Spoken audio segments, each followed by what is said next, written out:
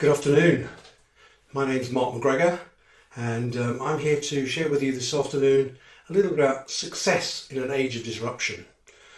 So before we get started, of course, I want to thank you all for joining us, but also call out a special thanks to Brian at Proqis for inviting me to still go ahead and do this vendor neutral session for you today, and my boss Bruce Orcott at Abbey for allowing me to take time to work on this presentation, even though I'm not going to be pitching Abbey, although we might get a few plugs in along the way. Okay, so where should we start? Well, hang on a minute. Well, yeah, we all know about COVID. You've been hearing about it, I'm sure, through lots of presentations, particularly talking around the future of work. But I think we should get back to the beginning. Well, okay, maybe not quite that far back. Can we bring it forward a little bit? Okay, yeah, we had a plague, people struggling, understand what's going on. Yeah, a little bit nearer to current time, please, because yeah, okay, I know we had the Spanish flu pandemic as well, with 500 million infections, 20 to 50 million killed. Okay, I give in. I understand that actually, although we're talking a lot about COVID, we've had these things go on for a very long time. But let's have a little look at more related stuff, because there must be something that's a little different and a little unusual, particularly when we come to the economic impacts. Oh, okay, hang on a minute. Yeah, we've had the 2000s recession, the 1990s recession, the 80s, the 70s, the 50s, the 40s, and then all the way back to the 30s. Okay, I give in. I accept that although we're talking so much at the moment about COVID and the economic impacts, that actually it's nothing new. We have been there before. But most of the audience we've got here today is a little more technology focused. So can we have a little look at something that's a little more to do with technology? Yeah, okay. So technological change, digital disruption, digital transformation, or shall we say technology transformation, has been going on for a long, long time. Right the way back to landlines, automobiles, and before that we could even go into electricity. The only thing that's really shifting, as we can see from this graph, is that actually the time between each of these disruptions is getting shorter and shorter, and the time from them coming about to becoming mass adoption is rising much, much faster than ever before. So the speed and the pace of some of that disruption may be something that's a little bit that we're not used to. But the one thing we can see is that based on this, we're going to get a lot more changes and a lot more things going on as we move forward. So the likelihood is of a steady state is pretty slim. I mean, if we drew it slightly differently, we could see that the treads are becoming shorter and the risers much higher. So when we talk about step change, it's step, step, step, step, and keep going. But if we look at all of those quick graphics and just summarize it, what we can see is that while everything has changed, the way we interact, the fact that we're doing conferences, never mind online, but via video such as this is. So while everything's changed and our social interactions, our family, the way that we work, actually nothing is really different. Because working differently, moving differently around, different social interactions, tragedy at a personal level for many people, the emotional pressures, those are all things that have gone on before. But what I find fascinating is over the last 8-10 years, I've talked to a lot of people about making use of something called Pestle, and there are various forms, and I'm sure that some of you have seen different ones with different pieces on there. But let me ask you, do you actually use something like this? Are you using it now? Are you still chasing that new normal? I'm sure a lot of people have talked about it through the conference, but I wonder, is there ever going to be something such as the new normal? Or is it that we're going to be changing faster and having to keep changing, and the only thing about new normal is we change faster? To which extent, when you're looking to respond either personally or within your organizations, the question to ask yourself is, are you building for change or just building for some so-called steady state, getting ready to leap to the next crisis? If you always do what you've always done, you'll always get what you've always got. It's time to do something differently. If you want to stop yourself and your organisations moving from crisis to crisis, whether it's 2000 to 2008, 2008 to COVID, and whatever comes next, then we need to think a completely different way about how we create and respond to change. Now, a lot of people that have used bits of Pestle are very focused on the technology and maybe a little bit more over the last few years on some of the environmental changes. Or maybe they've looked from a regulatory point of view at making sure they've got the legal.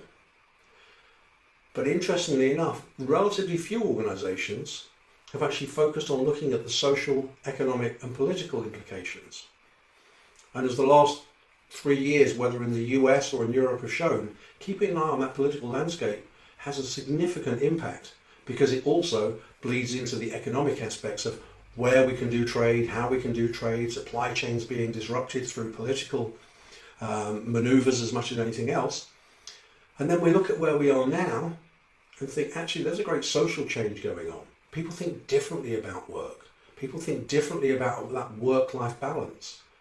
Are you going to be an organisation that actually takes into account these things and tries to build and create an environment within which your customers want to do business with you, your employees want to work with you, and you serve society as a whole? Or are you just going to focus on saying the best way of responding is to cut costs, lay off people, automate whatever's left? And I can assure you that that's not a recipe for long-term success. So, as we look to that doing things differently, I thought that today what I really wanted to share with you is just a few thoughts that I've been having of just some of the aspects of change where I think perhaps you can think a little differently. I'm not going to be espousing anything that I think you have to do or you've got to do or anything like that.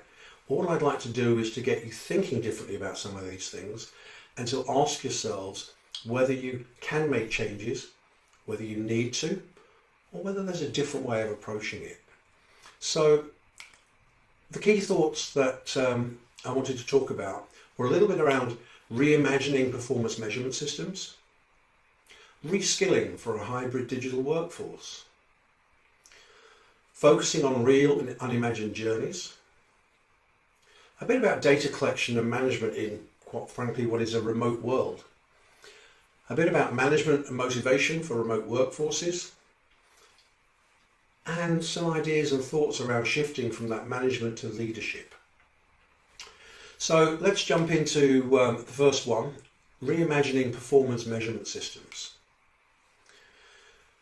So there's a graphic that I grabbed, and I'm sure many of you have seen something similar around the concept of performance management. We look at our balanced scorecards, we look at priorities, we're focused on efficiency, we've got goals, we put monitoring in place of one kind or another, and we're monitoring the scope and hopefully getting some improvements while we're managing time, whether that's time for activity, etc.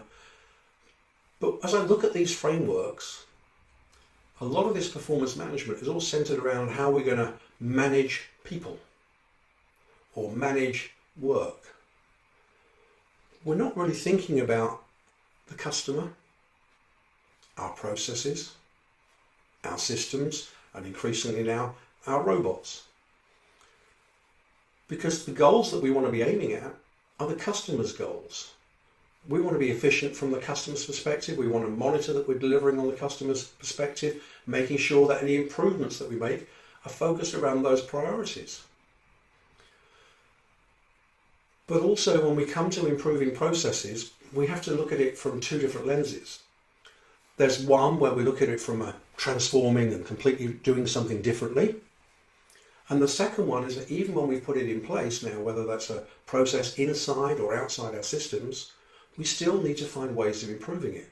And often it's been hard to improve a process after we've embedded it in a system or passed on the task to a robot, taken people out of the equation, and the knowledge is gone. And yet still we have the same challenge, because sometimes if we're just doing the same things faster, cheaper, better, we're not likely to survive. It's not related specifically to this point, but think about how with the various lockdowns, how many retailers are having to move to doing more of their business online in the hope of not being swept up by certain giants.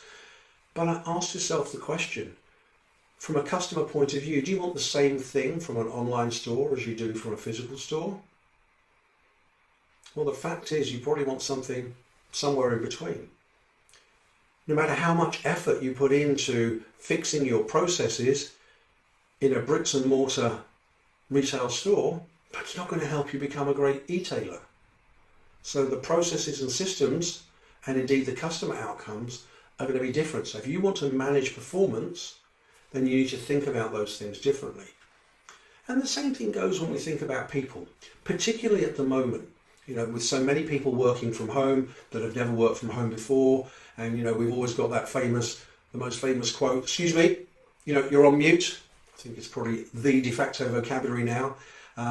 We've got kids running around, we've got dogs, cats, all sorts of distractions, and it's causing amusement. But when we look at performance management, are you still managing your employees by the number of hours they sit at their desk? Or are you thinking about switching to measuring by outcomes? So if an employee chooses to work a completely different set of hours to fit in with childcare and all the other challenges, you relax. It's not about managing whether they're sitting at their desk for most employees. It's about asking, are they getting the work that you need to get done? Is it outcome based? Do you have that flexibility? Do your employees feel that they have that flexibility, or do they feel trapped? So I think you need to have a little bit of a think about the way that you monitor and manage performance, and ask whether you're still trying to apply the same things as when people were sitting in their desks, in their offices from 8 till 5, 9 till 6, whatever it is, and ask whether that's the appropriate way, both for getting the best for your organisation, but also in terms of, as we're going to talk about later, motivating people to give of their best. So have a think about it. What have you done in your new normal, rethinking, reshaping your business to reshape performance management from all aspects, and in particular with regard to customers and processes? So the next point that I wanted to talk a little bit about was reskilling for a hybrid digital workforce. I think few of us would argue that increasingly with robotic process automation, more systemization, be it even physical robots in production, we're really moving to a point where we're going to wind up with a hybrid workforce. And by thinking of it as a hybrid, I guess taking a lesson from cars, then we assume that there's a coexistence. We're building for coexistence. We're not separating the robots from the people and then causing challenges. We're getting them working together. So the goal is harmony. Now, one of the things that I've talked about in other presentations at other times is HR for robots. Because I know it sounds kind of strange and maybe counterintuitive, but a lot of people are talking about how to take on robots, to put robots into place, so hiring robots.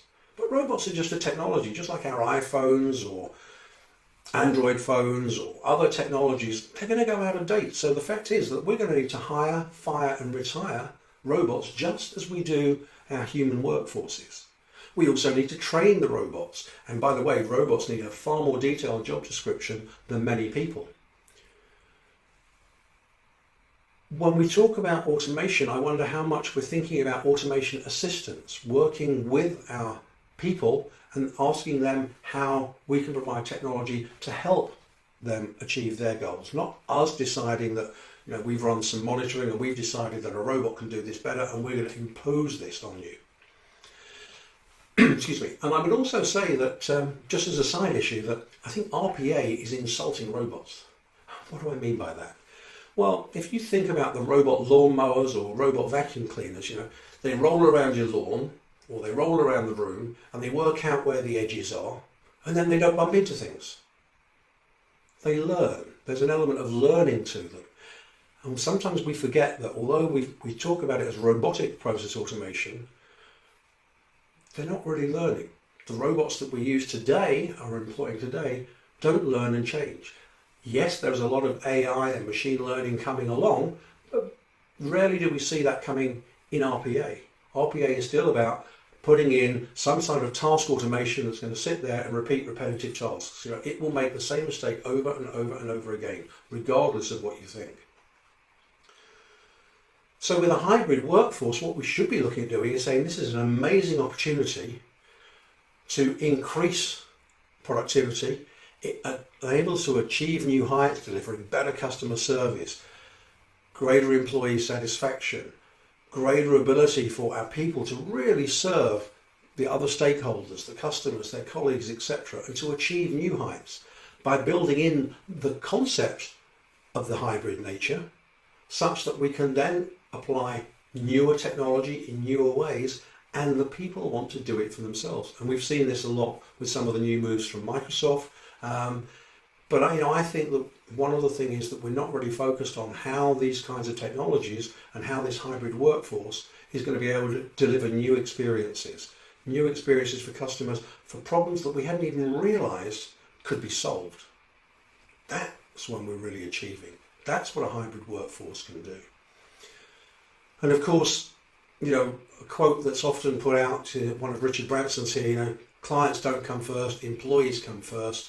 If you take care of your employees, they'll take care of the clients. Well, of course, we can all argue that actually customers should come first, but I think the sentiment of what he's saying here is really important. Even when we're looking at the technologies and how to deploy, we do need to think about taking care of our employees.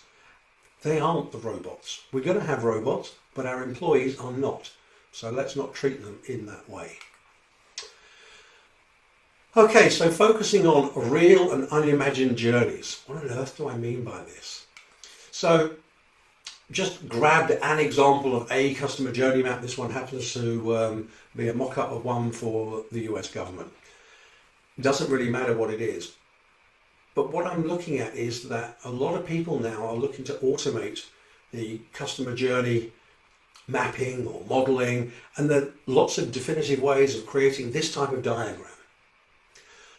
But the challenge is they do a couple of things. One, people think that when they're tracking you from clicking here to clicking there, that they're collecting a customer journey.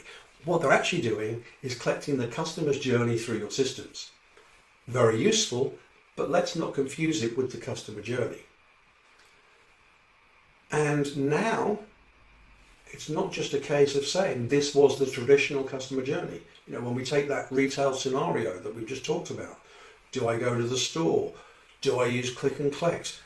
Do I just order online? Is there a way of trying things online? There are some unimaginable journeys that we can create for our customers, which are really going to amaze them. And if we use that as a starting point, there's a lot we can do to reshape, rechange, and completely rethink the way that we do business such that we can keep doing business. But the key in doing this is to make sure that we're building for change, not assuming that this new way of working is going to last forever. So don't just think about the journeys your customers take today. Think about the journeys they might take tomorrow, next week, next year, however long you want to go into the future, and ask whether you're building in the adaptability. The other thing I just wanted to mention on journey maps is that a lot of people are reusing the phrase customer journey map, and that's great because I love them. I really do. I think they're an amazingly powerful technique to identify not just touch points to excite, but also poor business rules that get in the way of doing business, and a whole bunch of other things. But journey mapping is a technique that we can use in a number of different ways. We can, as I say, do customers. We can do employee journey mapping, the hire to retire. What's the journey? What's the journey of being onboarded? We can do patient journeys. We can do citizens journeys, and we can do user journeys through a system. Now that user could be a customer or an employee.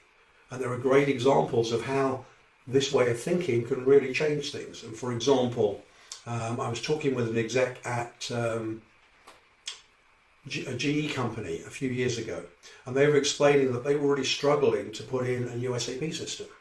And they'd mapped out all the requirements and they'd worked everything through, but it was meeting resistance every time they tried to roll it out. But when they changed and sat down and actually said, well, actually, let's map the user's journey, they suddenly realized that once they looked at the system through the eyes of a user and how a user enacted and carried out their work, it was very easy to see why the system they were building wasn't meeting the needs. So creating user journey maps, a lot of people do it in Agile, but they call it a customer journey. I suggest that it's much, much smarter to actually call it the user journey. It makes it a lot easier for everyone to understand. If we all use the same vocabulary, meaning something different, then all we do is add confusion. So, side lesson, let's remove the confusion and use a more precise language wherever we can.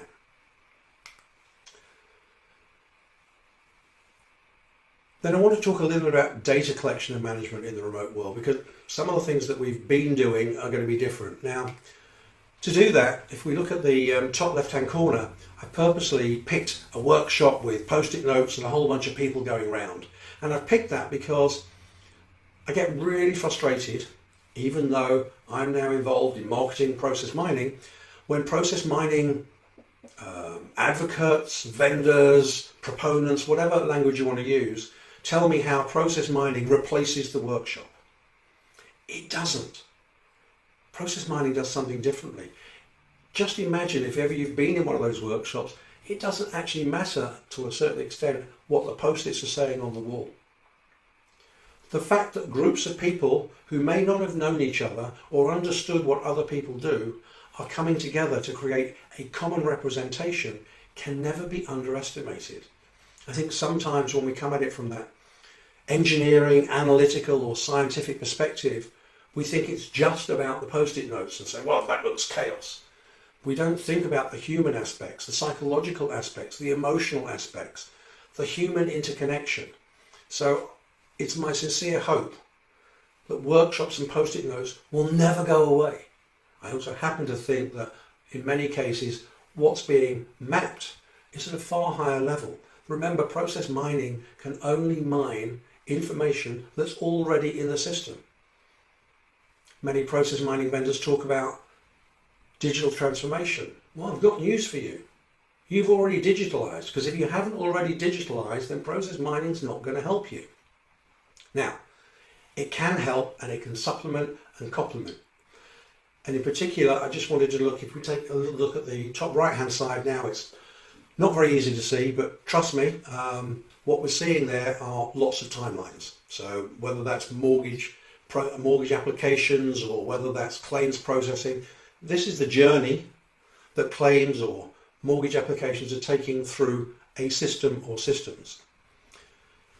But it can also not just be the journey of a system. This can be, and is, in the case of the way that it works with Navi, also the journey model. So you can take that journey that a customer goes or prospect goes through all the way from HubSpot, through Salesforce, through SAP or whatever other system, and you can capture it along the way. And these are really useful, if you like, micro level customer journeys. Now, unless you're running a pure electronic business where everything comes in from a click and everything's delivered electronically, paid for electronically with no other interaction, then you may catch most of the customer journey, but you still won't catch it all because the chances are the customer will be doing some things outside of your systems. But nonetheless, you can get a really good picture and identify very easily where a lot of the frustration for customers comes in. You can identify dropouts, you can identify good behaviors, bad behaviors. There's a whole bunch of really useful things.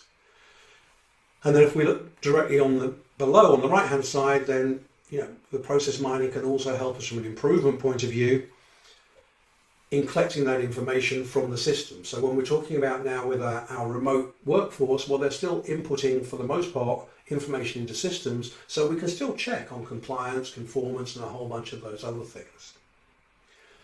Now, where we can't have the workshops, but we still want to understand what people are doing from a systems point of view, then on the bottom left, then there's some new stuff that's out there on the market now, task mining, and indeed it's one of the things that Javi's just released, which gives us the ability to run desktop recorders on a user's desktop, so to have the user decide that yes, they want it, or to negotiate with the groups. Well, we can actually now capture that, so if we're working remotely and we can't have a workshop, or we're in a situation where it's system requirements or system interactions that we're looking to understand, then we can actually now start to understand without actually having to have people physically together. It doesn't solve the same problem, but it supplements and complements so that we can capture information, so we can still move forward on all those necessary changes, improvements and transformations, and the technology can help. But as I say, it doesn't replace, it complements.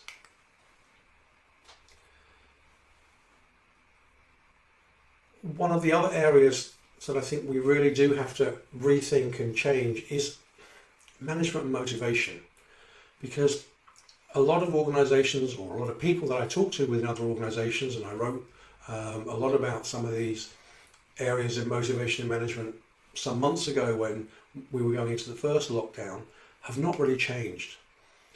You know, we're still working in a place where we're using a lot of indirect motivation. So playing on the emotional side of things. Hey, it's economic. If you don't get your job done, then you could be at risk. We're making changes. And there's an inertia. You've got to make stuff happen. You've got to make stuff happen. And this creates a real emotional stress level. And I would suggest that when you look at a lot of the surveys about the emotional challenges that people are having, a lot of it is because actually they're being pushed on indirect motives, so a bit of the stick and less of the carrot. But we get a lot more done, and we want to do more for our organisations if we feel that work isn't work, it's play. We really are able to explore and grow as individuals, that we feel there's a purpose to what we're doing, and that not only to the work, but it helps you as an individual fulfil your purpose of achieving something and making something and being someone. And if that work is arranged in such a way that you feel that you can grow and achieve your full potential. And as I was researching this, I came by a quote or a line from Zappos. I mean, Zappos is talked about a lot, as we know, prior to acquisition in terms of some of the things that they do. But so much are Zappos focused on saying, hey, we want the right people who are motivated, if you like, by those direct motives, and not just I come to work to earn money, to get paid and move on. They want someone with more than that, that they put them through the week of training. Then, assuming that everything goes well, they offer them a job. But if they feel that Zappos isn't right for them, because you don't fit culturally, they'd rather the company pays them $2,000 and lets them go with no hard feelings. I wonder how many of our organisations think, you know, we can actually reward people for saying, you know, this isn't really for me, as opposed to someone thinking, I've got to cling on, got to cling on. So there's a different way, and I would ask you to think about, as I say, I'm not casting anything, but does your culture motivate or demotivate your staff? So switching from management to leadership is crucial in overcoming change challenges. Influencing, motivating, inspiring, creating, mentoring. How much of your time are you doing this? Or are you still focused on planning, organising, coordinating, and controlling? And a great quote, I think, from Mary Barra. If we win the hearts and minds of employees, we're going to have better business success. And ultimately, that's what you want to achieve, better business success. So just have a look and think, even if you can't switch entirely from the left to the right, ask yourself, can I do more and am I doing enough? So that's just a fast run through some ideas. I hope sincerely that you can look at it as things to think about and question, what could you do better? Now, as a final thought, I wanted to share with you a couple of quotes, or two common quotes, from a book I wrote with Ian Gotts back in 2010. We're at a turning point where the technology we create needs to focus more on enabling us to do things that we hadn't even thought of, rather than simply automating what we already do. It's the former that will lead our business forward with renewed prosperity, and the latter will see us continuing to spiral down to the point of non-existence. We, like you, are people too. We share similar hopes, fears, and emotions. All any of us want, at a very personal level, is to be able to feed and care for our families and friends, to live happy, healthy lives. So, as you go on in your own transformation journey, we ask that you think about the impact of the changes you're making on the lives of others, and how through your life and your own work, you can focus on enriching your life and the lives of those around you. Hard to believe that we wrote that over 10 years ago, but it would become even more prophetic today than it was at that time. We talk a lot about transformation, changes, new normal, digital, robots, etc. But at the end of the day, it comes down to people and the way that we treat others. And hopefully we do treat them as we'd like to be treated ourselves. Thank you very much. Have a great day. Bye.